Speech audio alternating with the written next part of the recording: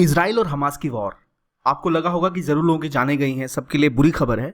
लेकिन इस बीच में इसमें एक न्यूज आई है कि शायद इस वॉर की वजह से 1 लाख इंडियंस को इजराइल में काम करने का मौका मिल जाए, क्योंकि इजराइल की गवर्नमेंट इंडियन गवर्नमेंट से अपील की है कि कम से कम 1 लाख इंडियंस को वो वर्क वीजा दे दे, परमिट दे दे, ताकि वो इजराइल में जाके काम कर पाए। ऐसा क्यों हो रहा है? क्यों उन्हें वर्कर की जरूरत पड़ गई, वो भी इंडिया से? और क्या इतने बड़े नंबर्स में इंडिया से वर्कर्स किसी देश जाते भी हैं? और ये संख्या इतनी ज्यादा क्यों है? और इसका वार से क्या संबंध है, जो वॉर हुई है इजराइल हमास के बीच में, डिस्कस करेंगे इस वीडियो में। वेलकम टू ज्ञान कोश। और आइए बात करते हैं इजराइल हमास वॉर और इसके नतीजे जो दुनिया भर हो रहे हैं इसके ऊपर। देखिए हुआ ये क्या, तो ये है इजराइल के प्राइम मिनिस्टर नेतन्याहू। इन्होंने कहा है कि एक प्रोग्राम लॉन्च करने वाले हैं जहां इन्हें कम से कम 1 लाख इंडियन वर्कर्स की रिक्वायरमेंट है। क्यों?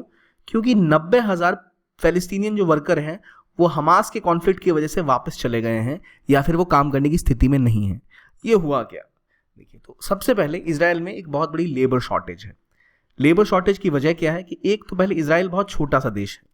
इजराइल के अगर आप मैप पे जाएं तो इजराइल यहाँ मैप में बड़ा जरूर दिख रहा है, लेकिन इजराइल असल में बहुत ही छोटा सा देश है। तो इजराइल को वर्कर्स जब चाहिए होते हैं काम करने के लिए तो उन्हें बाहर से वर्कर्स मंगाने पड़ते हैं। सिर्फ यही नहीं, अगर आप नॉर्मली भी जो मिडल ईस्ट को देखो, अगर हम यहाँ इसका मतलब देखें इस मैप में तो आपको दिखेगा कतर, बहरीन, यूएई, ओमान और सऊदी अरेबिया। इन जगहों पर भी, जैसे रिसेंटली कतर में जो यहाँ छोटा सा देश है, यहाँ पर फुटबॉल का वर्ल्ड कप भी हुआ था, जो स्टेडियम्स बनाए गए थे उनमें जो वर्कर्स थे मोस्टली वो इंडिया, पाकिस्तान, बांग्लादेश से गए थे, क्योंकि इन पूरी जगहों में लोगों की संख्या बहुत कम है। तो यहाँ पर बहुत से वर्कर्स बाहर से काम करने आते हैं। स्पेसिफिकली इतिहास में अगर देखो तो इंडिया के वर्कर हमेशा से ही कतर, कुवैत, बहरीन में जाके काम करते हैं और इंडिया का एक बड़ा वर्कफोर्स वहाँ काम करता है। 10 लाख से भी ज़्यादा लोग इंडिया के गल्फ में काम करते हैं, चाहे वो सऊदी अरेबिया हो, यूएई हो, कतर हो, ओमान हो या बहरीन हो। यहाँ तक कहा जाता है कि पूरा ये मिडल ईस्ट की जितनी बिल्डिंगें आप देखते हो, बुर्ज खलीफा हो गया या आप रियाद को बिल्डअप होते हुए देखते हो, इन सब के पीछे इंडियन वर्कर्स ने इन्हें बनाया होता है। क्योंकि याद रखिए, केरला जैसे राज्य से तो बहुत हर परिवार से एक ना एक व्यक्ति जाके काम करता है। कहाँ? तो गल्फ में। तो इसलिए एक बहुत बड़ा नंबर हिस्टोरिकली भी इंडिया से जाता रहा है गल्फ में काम करने के लिए। और इजराइल तो देखिए इनके मुकाबले बहुत ही छोटा सा देश है, तो इनके पास तो हमेशा वर्कर की कमी यूं ही रहती थी। लेकिन इनके वर्कर्स की प्रॉब्लम सॉल्व होती थी वेस्ट बैंक और गाजा से, यानी पैलेस्टीनियन जो वर्कर्स होते थे वो इजराइल में आके काम करते थे। इसकी पॉलिटिक्स ये है कि जो इजरायली लोग हैं वो, उनके पास पैसा भी है, उनके पास पावर भी है और उनकी जनसंख्या भी कम है, तो निश्चित रूप से वो वर्कर का काम नहीं करते। तो जो कंस्ट्रक्शन का स्पेसिफिकली काम होता है उनमें बहुत से वर्कर्स की रिक्वायरमेंट होती है। जो कंस्ट्रक्शन सेक्टर होता है उसमें बहुत से लोगों की जरूरत होती है काम करने के लिए, जिसकी शॉर्टेज को पूरा इजराइल करता था। मैक्सिमम जो वेस्ट बैंक का इलाका है जिनके ऊपर इजराइल का कब्जा भी है, वहां से वर्कर्स यहाँ आते थे। अब इस चीज को डिटेल में समझते हैं। पहले ये जो ज्योग्राफी है क्या है, ये इजराइल है, यहाँ पर गाजा स्ट्रिप है। इस गाजा स्ट्रिप के ऊपर किसका कब्जा है? अभी हमास का। हमास ने यहीं से इजराइल के ऊपर हमले किए थे और बदले में इजराइल ने हमास के ऊपर बहुत सारी फायरिंग करी और अभी ग्राउंड मूवमेंट भी, मतलब फौजी जमीन से भी वहां तक गए हैं। ये दूसरा इलाका है वेस्ट बैंक का, जहां पर सिविलियन गवर्नमेंट है। यहाँ पर हमास नहीं, यहाँ की खुद की सिविलियन गवर्नमेंट है। इसका डिफेंस और बाकी सब इलाका इजराइल ही देखता है, लेकिन यहाँ थोड़ी ऑटोनॉमी है इनके पास। इधर गाजा स्ट्रिप जो है इसके ऊपर हमास है, इसको पूरी तरह से इजराइल ने ब्लॉक करके रखा हुआ है। ऊपर गोलन हाइट्स है, ये असल में सीरिया का पार्ट था, लेकिन अभी इसके ऊपर कब्जा है किसका? तो इजराइल का। नीचे यहाँ इजिप्ट है, इसमें आपको आप इस तरह भी देखो तो आपको पता लगेगा ये इजिप्ट है, ये जॉर्डन है, सीरिया है, ये गोलन हाइट्स है। अब देखिए मैं दोबारा इस मैप पे आता हूँ कि अगर यहाँ के पूरे इलाके पे ऑलमोस्ट इनडायरेक्टली जो डिफेंस और सिक्योरिटी है उसका कब्जा इजराइल के पास ही है, वो ऑटोनॉमी है गवर्नमेंट की इनके पास। ये इलाका गाजा का तो पूरा का पूरा इसको ब्लॉक करके रखता है इजराइल। कुछ समय पहले इजराइल ने ऐसा बोला कि हमें ज़रूरत है कि हमास से युद्ध तो है हमारा, लेकिन हमास से दिक्कत ज़रूर है, लेकिन गाजा में जो लोग हैं उनसे हमारी कोई दिक्कत नहीं है। तो इन्होंने जो पैलेस्टीनियन, देखिए वेस्ट बैंक और गाजा में जो लोग रहते हैं उन्हें हम पैलेस्टीनियन कहते हैं। तो पैलेस्टीनियन लोगों के लिए इजराइल ने कहा कि आप गाजा के कुछ लोग और वेस्ट बैंक के लोग आके यहाँ काम कर सकते हैं, दे कैन वर्क। तो वो उनको वर्क परमिट्स देने लग गए। तो जो वर्क परमिट्स मिले गाजा से और वेस्ट बैंक से आके इजराइल में काम करने के लिए। अब ये लोग जो यहाँ काम करने आते थे ना, परमिट जो दिए गए गाजा से और वेस्ट बैंक के पैलेस्टीनियन को जो यहाँ के काम करते थे, इससे जो इजराइल में वर्कर की कमी थी वो पूरी हो जाती थी। लेकिन जब हमास और इजराइल के बीच में युद्ध हुआ तो जो पैलेस्टीनियन यहाँ आए थे गाजा से, वो सबको वापस भेज दिया गया और जो वेस्ट बैंक से वर्कर्स आए हुए थे कुछ, वो भी वापस चले गए। तो इसलिए इजराइल में वर्कर्स की कमी हो गई है। इसको पूरा करने के लिए अब इजराइल को ज़रूरत थी वर्कर्स की।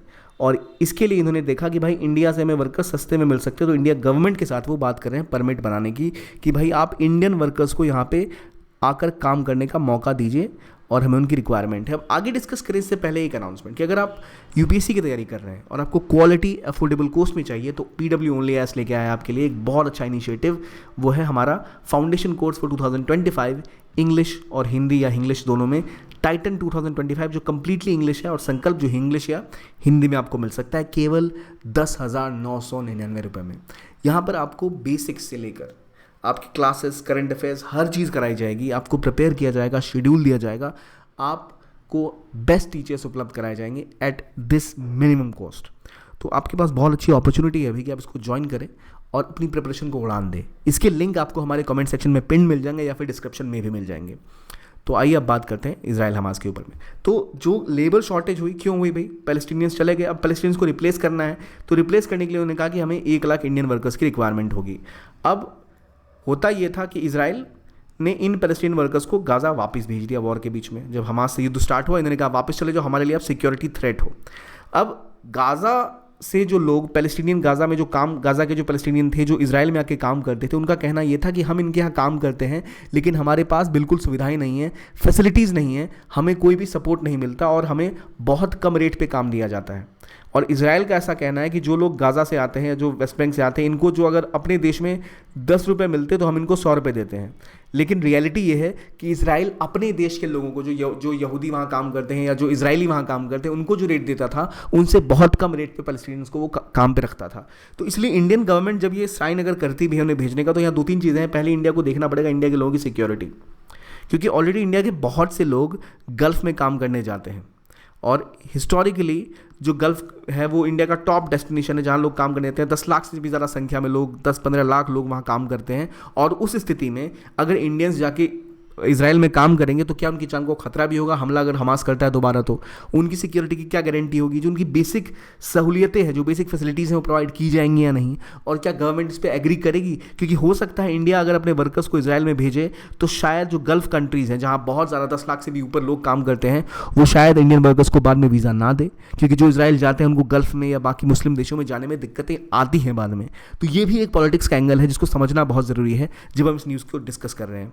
रिसेंटली हुआ यह है कि हम इंडियन गवर्नमेंट का स्टांस बदला है इजराइल के प्रति और इंडिया थोड़ा इजराइल के करीब आया है और पैलेस्टीनियन से थोड़ा दूर गया है। इंडिया ने हालांकि ऑफिशियली ज़रूर कहा है कि हम 2 स्टेट सॉल्यूशन को मानते हैं, जो पैलेस्टीनियंस की डिमांड है कि एक देश की, हम उसका समर्थन भी करते हैं, उनके दुखों को समझते भी हैं। लेकिन इंडिया ने खुल के हमास के आतंकवादी हमले का विरोध किया है, चाहे यूएन हो, चाहे सोशल मीडिया हो, चाहे पब्लिक स्टेटमेंट्स हो, वहाँ पर इजराइल के साथ समर्थन ज़रूर जताया है।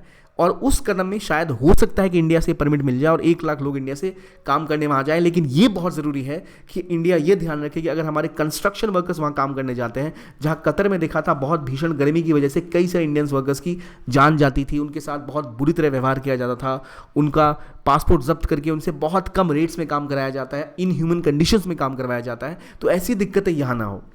और वेस्ट बैंक से कहा है, वेस्ट बैंक जो जैसे यहाँ में वेस्ट बैंक है, इन्होंने कहा था कि हमारे वर्कर्स के साथ तो बहुत बुरा बर्ताव किया जाता था और ये अब जो बिल्डर एसोसिएशन इजराइल की है वो नेगोशिएट कर रही है इंडिया के साथ कि वो वर्कर्स को वहाँ लाएं जो अफोर्डेबल रेट्स पे काम कर सके। लेकिन ये बहुत इंपॉर्टेंट है कि जब भी इंडियन गवर्नमेंट ये परमिट प्रोवाइड करे या इसके ऊपर नेगोशिएट करे तो इसका ध्यान रखें कि इंडियन वर्कर्स की जो राइट्स हैं वो सिक्योर रहें। और जो गाज़ा से वर्कर्स गए हैं, क्या वो वापस इजराइल आएंगे काम करने? इस पर तो डाउट है। लेकिन ये असल में इजराइल ने किया इसलिए था कि वेस्ट बैंक से तो जो लोग आते थे उनकी शिकायतें थी इजराइल को लेके, लेकिन उन्होंने सोचा क्यों ना गाज़ा से भी लोगों को काम दिया जाए जिससे पीपल टू पीपल संबंध सुधरे और सस्ता वर्कर भी, सस्ते लेबर भी उनको मिल जाए। तो अब वो तो सुविधा नहीं है, तो वो इंडिया की तरफ देख रहे हैं। अब देखिए, जाते मुख्य रूप से जो लेबर्स हैं ना वो कहाँ से जाते हैं? जो वर्कर्स हैं पाकिस्तान से, इंडिया से और बांग्लादेश से। बांग्लादेश और पाकिस्तान इजराइल को रिकॉग्नाइज ही नहीं करते हैं, वो मानते ही नहीं इजराइल और कभी संबंध बनाएंगे नहीं। तो बचा एक इंडिया, इकलौती ऐसी कंट्री है जो बड़ी संख्या में वर्कर्स प्रोवाइड कर सकता है इजराइल को। तो यहाँ मौका है कि अगर इंडिया अपने वर्कर्स भेजता भी है जिनको जॉब की रिक्वायरमेंट है, उनकी सेफ्टी, सिक्योरिटी और उनको सपोर्ट दिया जाए। लेकिन अभी भी चांसेस हैं कि जो खतरा हो सकता है सिक्योरिटी को लेकर, उनकी जान जा सकती है, युद्ध की स्थिति इजराइल में बनी हुई है, तो शायद इंडियन गवर्नमेंट ईजिली ना माने इस बात को लेकर कि इंडिया अपने लोगों को इजराइल में काम करने भेज दे। और जो गल्फ की पॉलिटिक्स है, मेजर पॉलिटिक्स, याद रखिए इंडिया में इससे 10-10, 20-20 गुना ज़्यादा लोग बहरीन, कतर, इन जगहों पर काम करते हैं, सऊदी अरब में। तो उसको ध्यान में रखते हुए इंडिया कोई गवर्नमेंट कोई डिसीजन लेगी तो वो लेगी। तो ये सब समझते हुए हमें देखना चाहिए कि इंडिया क्या करता है इस खेल में, ठीक है, और क्या अपने वर्कर्स को परमिट देता है या नहीं। तो ये थे आज की वीडियो। आई होप आपको अच्छी लगी हो। कीप ऑन वॉचिंग ज्ञान कोश, और ज़रूर बताइए कि आपको क्या लगता है, क्या इंडिया को परमिट देना चाहिए या वर्कर्स की सेफ्टी का ध्यान रखते हुए अभी परमिट नहीं देना चाहिए। Thanks for watching and keep watching ज्ञान कोश।